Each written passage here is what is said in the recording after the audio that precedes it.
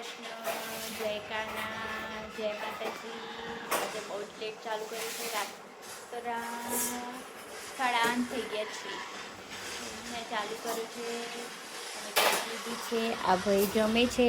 જુઓ મમ્મી વાસણ ભેગા કરે છે, ભાઈ જમે છે ખીચડી ભાખરી ને દૂધ. મમ્મીને જવાની છે સ્વાધ્યાયમાં ક્યાંક, એટલા માટે.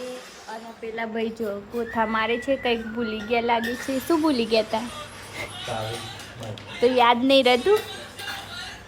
ભૂલકણા છે એ ભાઈ મોકલી હોય કંઈ અલગ વસ્તુ લેવાની, લઈને આવો કંઈક અલગ વસ્તુ. ચલો મળીએ પછી કામ પતાવીને. બાય.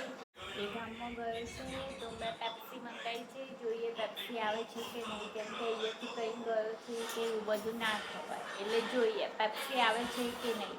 અને આજે તો જીટી અને આરસીબીની મેચ છે અમદાવાદમાં. રાજ મેચ અમદાવાદમાં છે. જોઈએ કોણ જીતે. મારો વોટ તો જીતતી મેચ છે. મળ્યું. આજે તો ગુજરાતનો ડંકો ખુશ થઈ ગયો, કેમ કે આરસીબીએ 254 રન મારી દીધા છે. એમાં એનો કેપ્ટન રજત પાટીદારે બહુ સારા રન માર્યા છે. 95 રન અને નોટ આઉટ રહ્યો છે.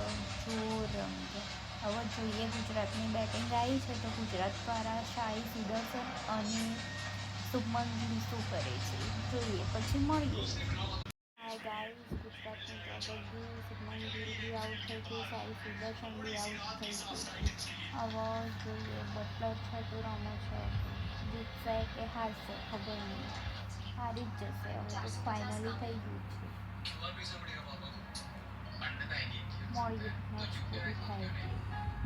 મારે તો મૂડ ઓફ થઈ ગયો, કેમ કે આપણે ગુજરાતના છીએ એટલે આપણે ગુજરાતનું મેચ હારી જાય તો ના ગમે. મને તો બહુ દુઃખ છે. સીધી ફાઇનલમાં જતી મળીએ. બાય.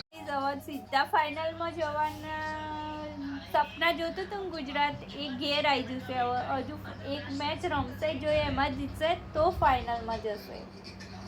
એટલા માટે જોઈએ ત્યારે શું થાય છે. હવે બધું બંધ કરીને સૂઈ જઈએ. હવે કેટલા લેટ થઈ ગયું છે, કેટલા વાગી ગયા?